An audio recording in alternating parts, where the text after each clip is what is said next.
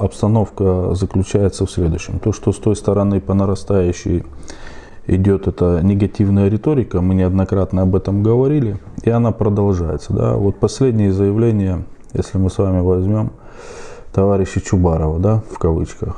То есть, что они на сегодняшний день, какие посылы они дают крымско-татарскому народу в первую очередь. Ну, это постоянные угрозы. То есть мы понимаем, что вот они привыкли 25 лет, что по указивке, узурпируя крымско-татарский народ, не спрашивая их мнения, они постоянно их куда-то пытались завести в блудняк. Вот так вот 25 лет крымские татары жили. А что они на сегодняшний день в реальности видят? Они в реальности видят, что да, есть общественная организация. Вот мы возьмем на нашем примере Крым-Бірлігі. На базе Крым-Бірлігі создан общественный совет крымско-татарского народа, куда входит 25 общественно-политических организаций крымско-татарских. Что мы с вами на сегодняшний день имеем в районах? В районах мы имеем свои представительства, в районах мы сегодня проводим агитацию, да, то есть связано с выборами, которые у нас состоятся 18 марта. Они реально видят и анализируют и получают информацию, что крымские татары готовы идти на выборы. Вот. Понятное дело, там будет какие-то единицы, да, то есть это маленький процент, которые не примут участие в выборах. Почему? Потому что, наверное, смотрят и придерживаются риторики Чубарова, да, и его соратников. Но я вам скажу, большинство, подавляющее большинство крымских татар понимает, что мы сегодня живем в российском государстве. Они видят реальную заботу государства. Нам есть уже с чем сравнить.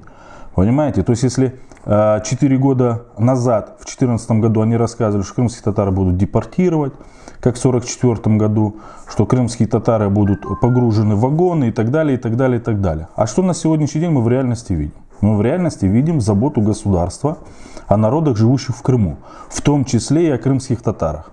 То есть наши права, как коренных жителей, да, Крыма, они соблюдаются, они учтены. Опять же повторюсь, мы 75 лет ждали реабилитацию. Нам ее дал президент. Наш язык, он также опять государственный. Понимаете? И так далее, и так далее, и так далее. Строительство соборных мечетей, школ, учебников на крымско-татарском языке. Вот. Мы сегодня видим, что и культурное наследие, то есть и Бахчисарайский ханский дворец реставрируется. То есть люди реально видят, что то, что им навязывают извне и пытаются донести до крымско-татарской молодежи в первую очередь, да, что она не является действительностью. Вот смотришь на их заявления и просто, знаете, удивляюсь тому, насколько это надо просто не любить свой народ. Вот они везде рассказывают, что они любят крымско-татарский народ. А в чем проявляется их любовь? В угрозах. То, что не будет срока давности тем людям, которые будут участвовать в выборах. И которым там они регламентируют, что там статья до 15 лет заключения. Что с каждым будет отдельный разговор. Что каждый из нас понесет наказание за то, что мы на сегодняшний день участвуем в выборах и в политической жизни этого государства. А как они хотят? Мы для этого и возвращались на свою историческую родину. Если они не забыли, мы всю жизнь, когда наши старики говорили о том, что нам надо вернуться на свою историческую родину и боролись за это, в первую очередь в 1967 году украинский парламент, Украинская республика нас не пустила обратно. И поэтому крымские татары в самую последнюю очередь вернулись на свою историческую родину. Пускай об этом побольше говорят. Пускай говорят о том, что вопросы с участками, вопросы с нашими мечетями, с нашим языком, они не решали. Мы сменили 4 президентов, и где, кроме обещаний, ничего не было. Вот они говорили в свое время, надо поддержать Ющенко. Опять же пытались весь народ узурпировать, чтобы они побежали за Ющенко. И что дал им Ющенко? Он сразу же через месяц отказался вообще с ними разговаривать на те или иные темы. Понимаете, то, что украинское государство там в большинстве своем, большому сожалению, вот этот вот националистический дух витает в воздухе, как говорится. Вот раньше о Бандере не слышали, а сегодня они улицы называют именем Степана Бандеры.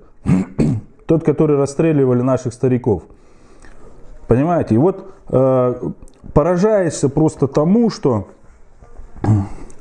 вот сплошной обман, понимаете, сплошной какой-то негатив к своему же народу, сплошной негатив к тому, что кто-то реально начал о нашем народе заботиться.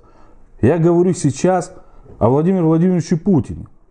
Этот человек реабилитировал наш народ. Они об этом кричали, говорили, но с места-то это не двигалось.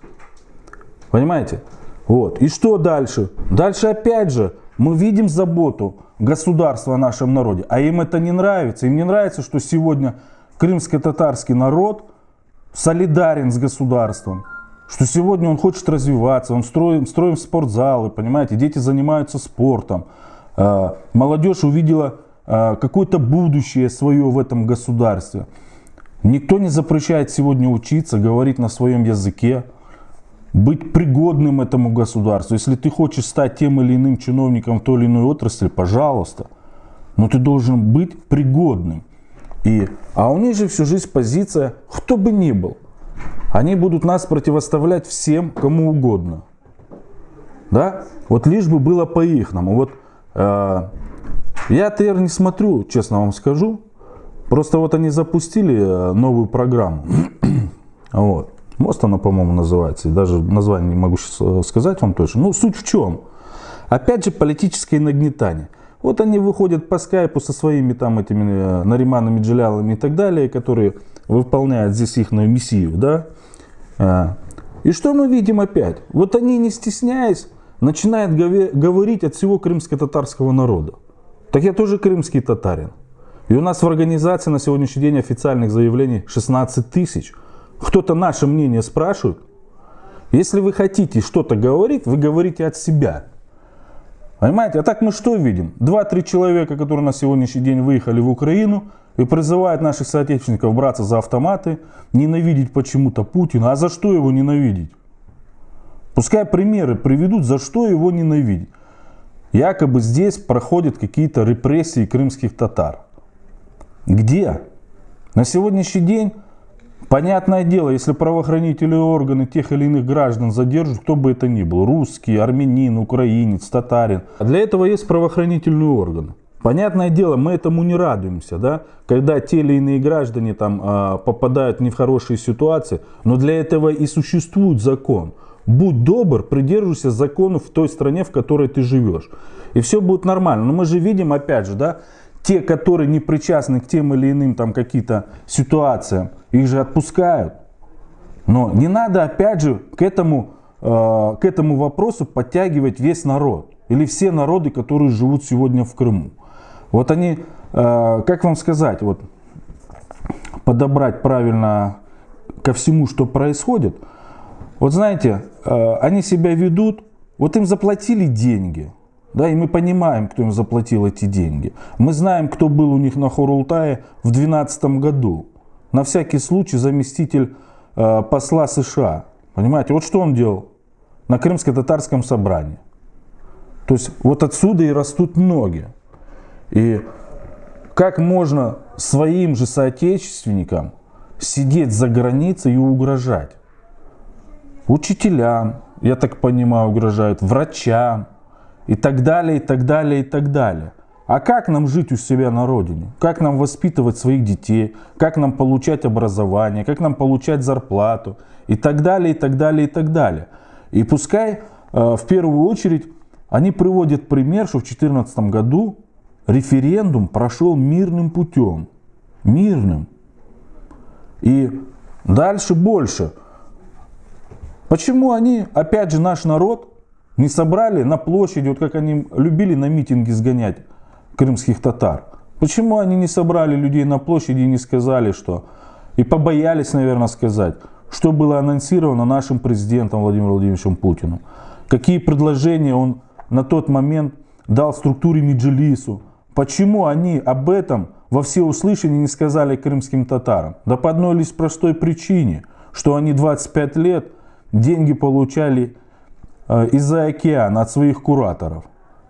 И все, и мы увидели риторику, мы реально увидели, как им нужен крымско-татарский народ. И к большому сожалению, это происходит по нарастающей. Вот эту смуту несут.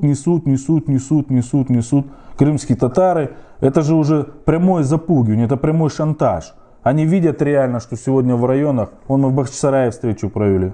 Пожалуйста, полный зал людей. Вчера были в Советском районе, в Джанкое были, в Красногвардейске были, в Белогорске были. Мы ни от одного нашего соотечественника не слышим, что они не хотят участвовать в выборах. Они просто задают вопрос, почему Общественный совет и Крым-Барлиги в январе месяце в открытую сказали, что будем поддерживать действующего президента Владимира Владимировича Путина. То есть им нужно от нас было разъяснение, почему мы видим этого кандидата. Мы реально им приводим примеры, почему. Что те посылы, которые он дал, что те надежды, которые он сегодня дал крымско-татарскому народу, если мы ему сейчас окажем доверие, то он их сможет завершить, исполнить до конца, начатое им. Потому что у нас нет гарантии, что придет другой кандидат, и он также будет относиться к тем вопросам, которые анонсировал на сегодняшний день Владимир Владимирович Путин.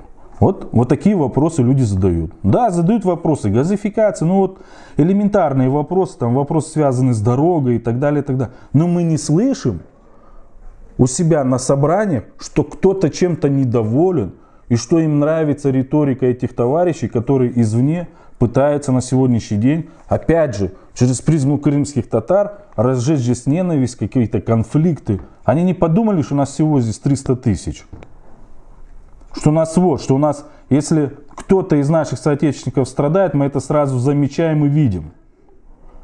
Как можно на сегодняшний день сидеть в теплых кабинетах, понимаете, получать деньги извне, когда наши соотечественники, опять же, по ошибке пошли их встречать в 2014 году на границе и получили потом большие штрафы, потому что нарушили закон Российской Федерации. А что ж они им не помогали? Когда получали 1 000 000 евро в Польше, некоторые товарищи, Небесные сотни раздал, а своим соотечественникам забыл дать. Все как всегда, понимаете? И вот здесь вот опять же напрашивается эта пословица: между вот тебе и на тебе большая разница. Вот уже крымские татары начали понимать, что вот тебе и на тебе на самом деле это большая разница. Вот мы сегодня живем в состоянии на тебе. Вот нам дают, говорят, берите, живите, развивайтесь, работайте. А вот непонятные личности пытаются сделать так, чтобы крымские татары отказались от своих благ, от своей родины. Как вообще? Я попрошу, вот обращаясь к нашим сторонникам, к нашим соотечественникам, мы как никогда, вот 18 марта, мы должны показать свою сплоченность. Мы должны сказать нет узурпации крымско-татарскому народу некими группой лиц. Мы должны показать всему мировому сообществу, что Крым — это наш дом, и другой родины у нас нет. И мы готовы жить со всеми народами, живущими в Российской Федерации. Я вас очень прошу, активно 18 числа мы должны с вами организовать некий флешмоб от Крым-Барлиги, от Общественного совета крымского татарского народа. Больше делайте фотографии на избирательных участках, что мы на самом деле, крымские татары, участвовали в выборах.